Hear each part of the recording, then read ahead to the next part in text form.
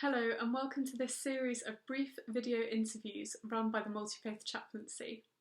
My name is Sophie. I'm the Chaplaincy Assistant at the University of Bristol Multifaith Chaplaincy. Bristol is a city overflowing with diverse cultures and religious traditions, and the same is true of the university community. In this series of video interviews, I will be talking with different members of the university community to find out about their experiences of faith and life on campus and beyond. Thank you for joining.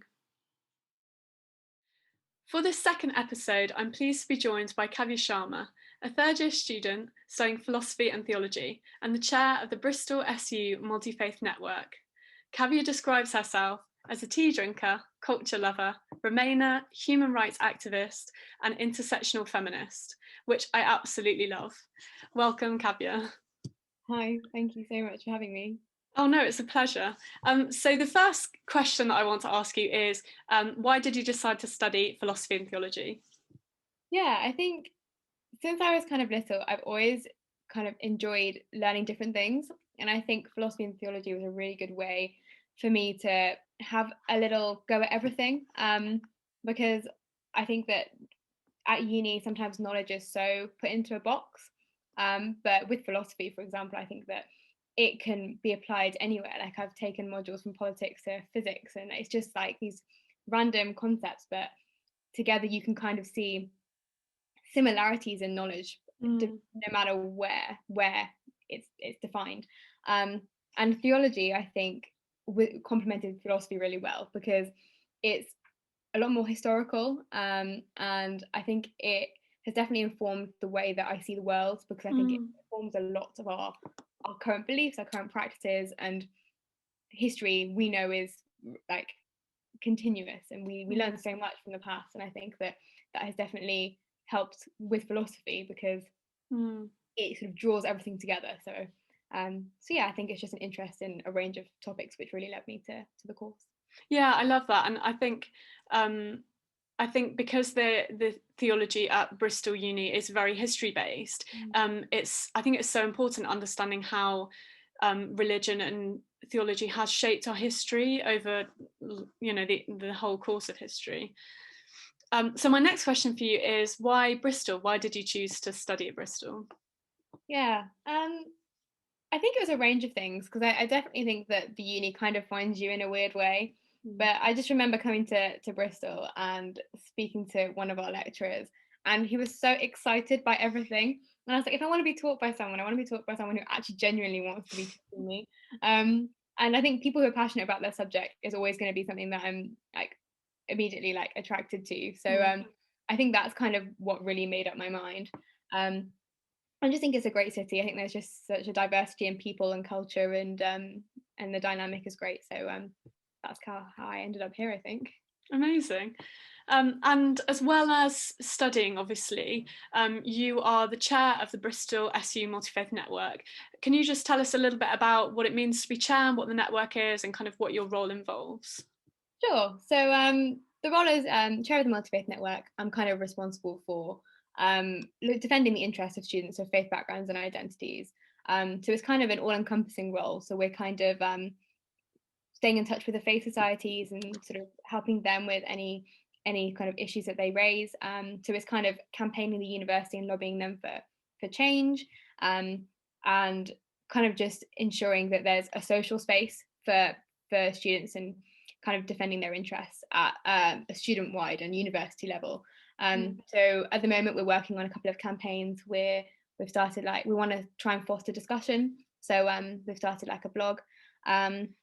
We're working with the university to help with students from BAME and multi-faith backgrounds, particularly around drinking and bullying and things like that. So we're working with the wellbeing officer on that, and just collaborating with different networks. So I think that there's just so much that we can learn from each other, and different people's and their experiences. And I think really giving a platform to that and the issues that then kind of exacerbates. So that's kind of our role in a strange nutshell, I think. Yeah, I think it's amazing because the Multifaith Network is only in its second year, right?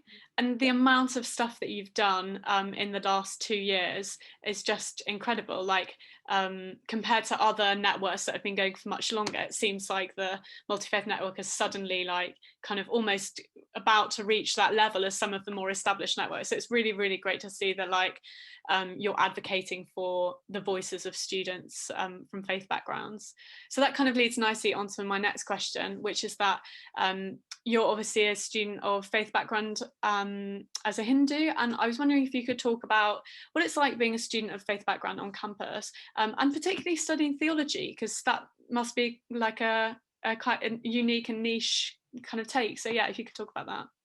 Yeah, I think it just sounds strange when you first talk about it, because it's kind of like a strange balance between personal interest and academic pursuit, I guess. But I kind of think it worked quite well, because I think everyone has a very different interaction with faith.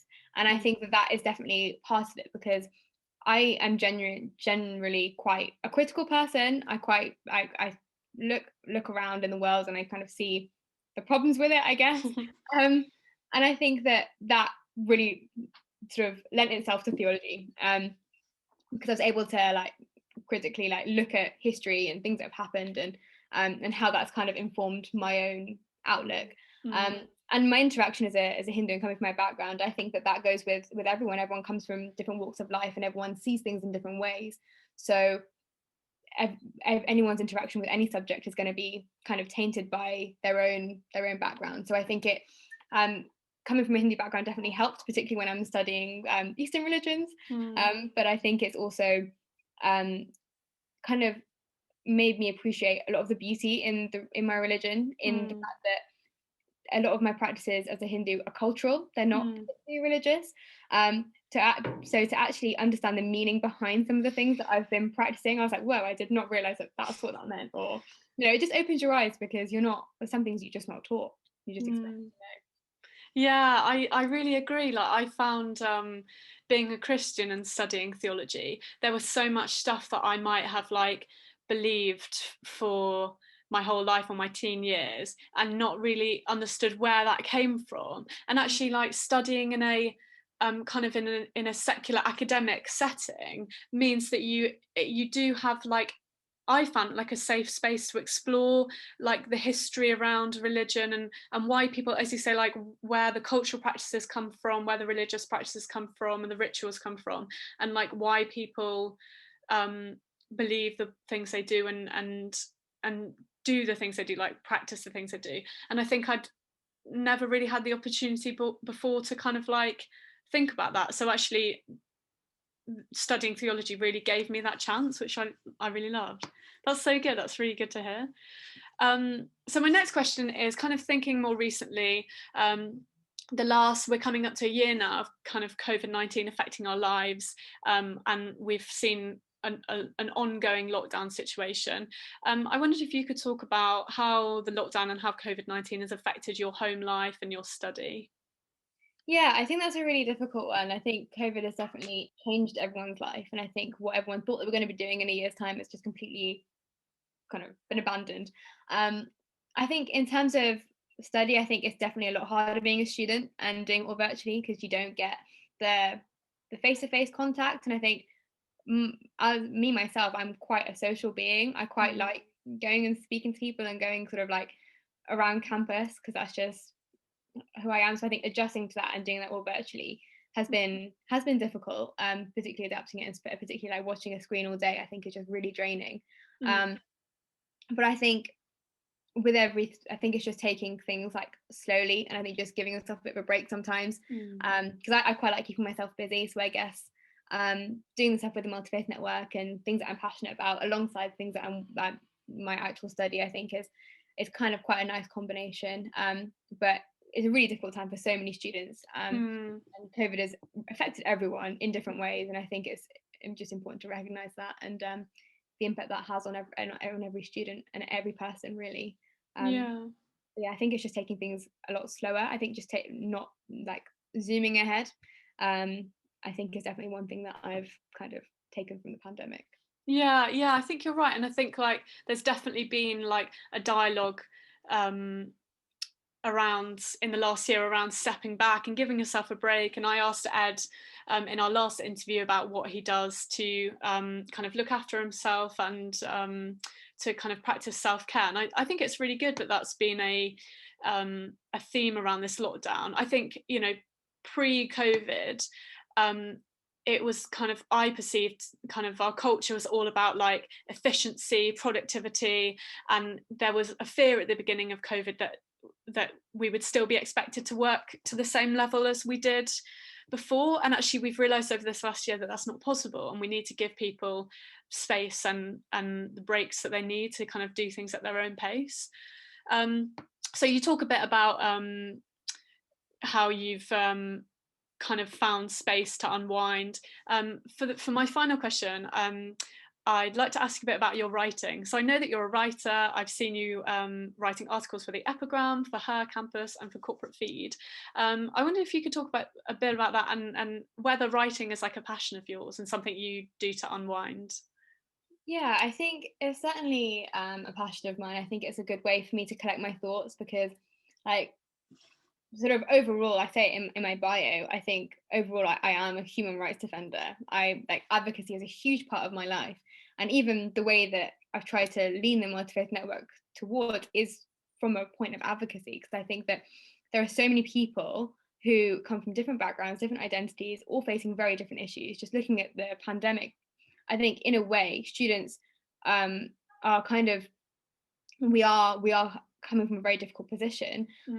There's also so many other people on zero-hour contracts, people from BAME backgrounds who are disproportionately being affected by this pandemic. I think that is recognizing that gross inequality within our society has definitely informed my writing, and that's definitely driven me. So everything I write has got a human rights leaning to it, in various different forms, because I think it's a good way for me to articulate my thoughts. I think sometimes when I see something happening in the world and I'm so frustrated by it, I'm just like, okay, instead of annoying my friends and my family again by going on a rant, I'll just write it down. And I think that's just been a kind of a coping mechanism, and I think it has been for years. But it's just something I enjoy. I think it kind of clears my head a bit, because I'm kind of able to get everything that I'm angry about on paper.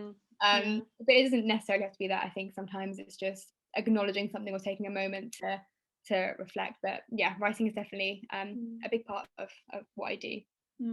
Yeah, I think it's a really productive way of dealing with your frustrations and the injustices that you see in the world. I think I'm definitely a culprit of putting things on Twitter in short 144 character like tweets, but actually like writing it in a blog or writing it in an article is much more like I guess productive way of like processing, you know, what you're angry about and how you want change to happen. So I think it's really good. Like, definitely keep going with that. Thank you. No worries. So I think that's about all we've got time for in this episode. Kavya, thank you so much for joining me. I've really enjoyed this conversation and just getting to know you a little bit more. And thank you to all those who tuned into the second video interview in the series. If you want to find out more about the chaplaincy, you can visit our website or our Facebook page, which I'll link to in the description below. Also, feel free to get in touch with either me or any of the chaplaincy team. Our details are also on the website. Until next time, have a great day.